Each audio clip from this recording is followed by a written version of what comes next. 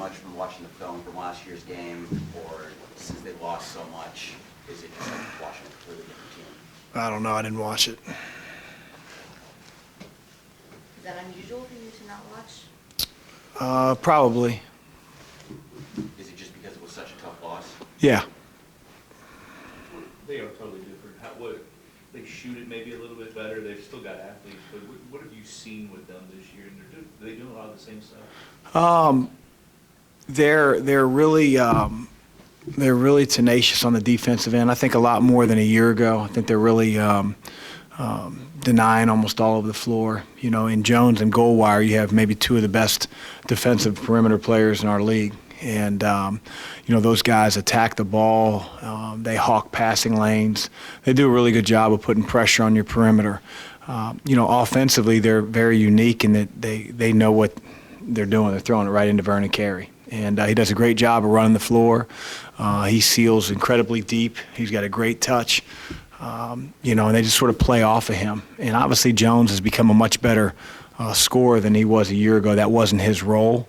But he's shooting it, whether it's mid-range or from the three, with a lot more confidence. His percentage is up, and their team's percentage from the three-point line is a lot higher than it was a year ago. How did Clemson be successful against them? Well, I think that, you know, they've got a unique situation with their five-man. You know, a lot of times a way that you can relieve pressure is to try to play through your five a little bit on the perimeter, because most of the time five men defensively are going to have a hard time denying and pressuring a catch like a point guard defensively would, or a perimeter player would. And so they use Amir Sims in a handful of ways to, you know, relieve that pressure, to do some dribble at backdoors. They hit some shots. And, you know, I don't think it was you know, Duke's best game, but you give Clemson a lot of credit, you know, and again, I think a lot of it started offensively through their five. For you guys, what do you think is the most important factors? I think there are a lot of important factors. One of the biggest factors will be our ability to keep them off the offensive glass. I mean, they lead our league in offensive rebounding. You know, again, trying to limit Carey's deep touches. I mean, he's going to touch the ball. I mean, that's their focus, is to throw it in. Is he catching it at 3 feet, or is he catching it at 10 feet? You know, we've got to be able to do our work early. We have to be able to pressure the ball and pressure passers in a way that they can't just find him under the hoop. And, you know, we certainly have to take care of the ball. You know, we've got to be able to play our offense within 30 feet of the basket, not 50 feet of the basket. And, again, it's easier said than done, but that's what you have to do if you want to give yourself a chance to win. Have you been pleased with your offensive rebounding? Offensive rebounding, it can be better. I guess it would be defensive rebounding. But you said keep them off the offensive.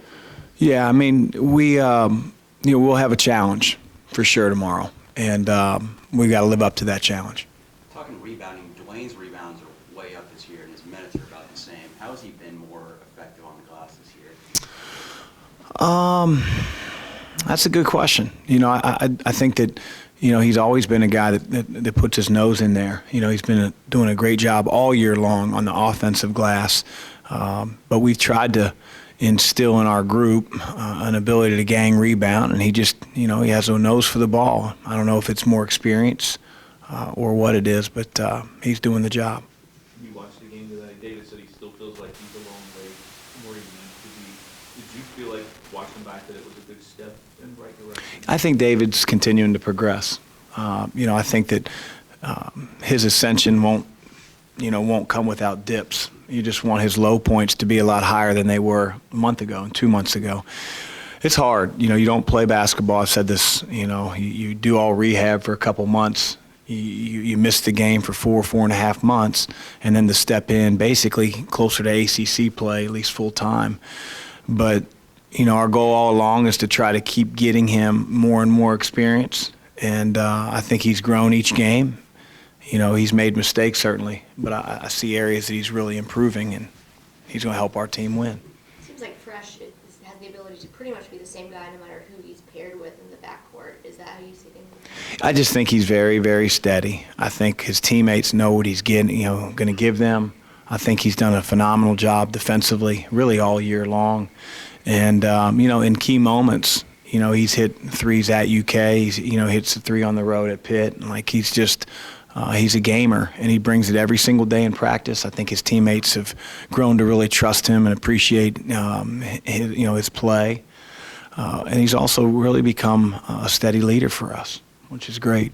Has there been anything about him, Chris, that you've been overly pleased with regarding what you thought he would give you when you brought him in? Well, we weren't exactly sure, how he would take care of the ball. Primarily as a sophomore and junior, he played off the ball. His freshman year, you could really see him, in his opportunity when he played on the ball. And we knew that coming in this year, his opportunity here would be more, having the ball in his hands and, allowing him to play in ball screen situations. And I think he's, his assist turnover ratio has been really, really good. He hasn't shot it maybe as well, but again, he's hit clutch shots when we needed him. And he's been a very, very solid defender all year long.